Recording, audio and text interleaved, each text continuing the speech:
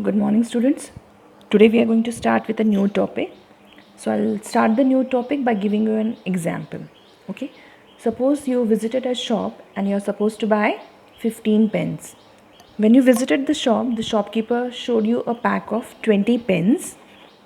The shopkeeper showed you a pack of 20 pens which was costing rupees 40. Okay. But you're supposed to buy only 15 pens. So how do you calculate what amount you'll be paying him? Okay, so very firstly, what do? We first find out the cost of one pen. How do I find out the cost of one pen? Cost of one pen will be the total value of the pack divided by the number of pens the pack has. So the pack is of 40 rupees and the number of pens in the pack is 20. So 40 divided by 20. This is nothing but 20 ones are 20, 22s are 40. Okay, so this is nothing but 2 rupees. So the cost of one pen will be 2 rupees. Now you are supposed to buy 15 pens. So how do I calculate the cost which will be paid for 15 pens is 15 multiplied by the cost of one pen, that is 2. So 15 into 2 is 30 rupees. So you will be paying 30 rupees to the shopkeeper for 15 pens. Okay, so here what we did is from the many number of pens you found out the price of one pen, and from again the cost of one pen you found out the required quantity which you were supposed to purchase, that is 15 pens. Okay, so if you see here, very first step was to find out the cost of one pen. Okay, and one is nothing but unit. So did you guess the chapter which we are going to study? That is nothing but unitary method. So what is unitary method? The method in which the value of a unit quantity is first calculated to get the value of given quantity is called a unitary method.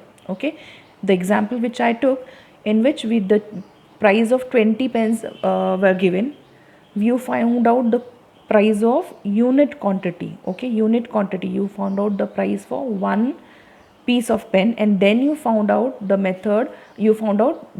price for 15 pence. So from which we find out, very first step will be finding out the price of unit quantity and then the given quantity. Okay, so what is the value of one unit? What is the value of one pen? Was total value, that is 40 rupees, divided by number of units, that was 20. Okay, let's take one more example. Suppose 20 apples are there which are for rupees 50. So how do you calculate what will be the price for one apple? The total value, that is 40, upon number of units, that is 20. So 50 upon 20 is nothing but 2.50 rupees. So what are the three steps which are there in the unitary method? Is from the given quantity you find out the unit quantity. Okay, so for finding out the unit quantity from the given quantity, that is, you are going from many to one, we divide. Okay, you are going from one to less, many to less, so you divide. Once you get the unit quantity, you find out the required quantity, which is again many.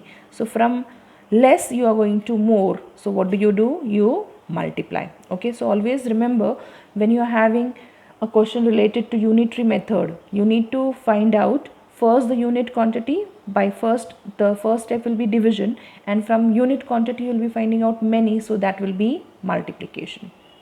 Okay, now when we are talking about unitary method is of two type of variation, that is direct variation and inverse variation.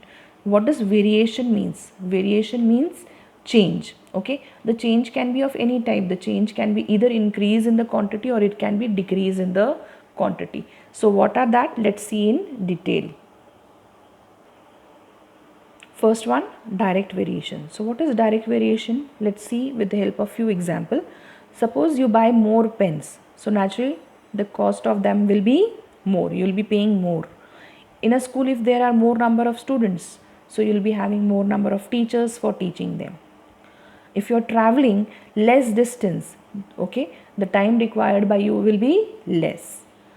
If you are having less number of books in your bag, the weight of the bag will be less. Okay, this is one type of factor which affects the other factor. Okay, so if you see here, if one factor is more, the other factor is also more. if one factor is less, the other factor is also less.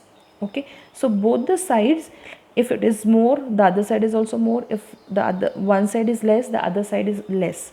So this type of variation is known as direct variation. So how do we define it? So if an increase in one quantity produces a proportionate increase in another quantity, then these quantities are said to be in direct variation. Okay, so direct variation, increase increase, decrease decrease. Okay, so both the quantities must be same, the change in both the quantities must be same, either it should be increase or it should be decrease on both the sides.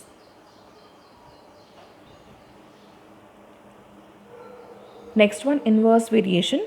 Again, let's see few example. If I am having or if I am employed more men for doing work, then naturally I'll be requiring less number of days to complete the work. Okay. In the same way, if you travel with more speed, you will require less time to cover the distance. Okay.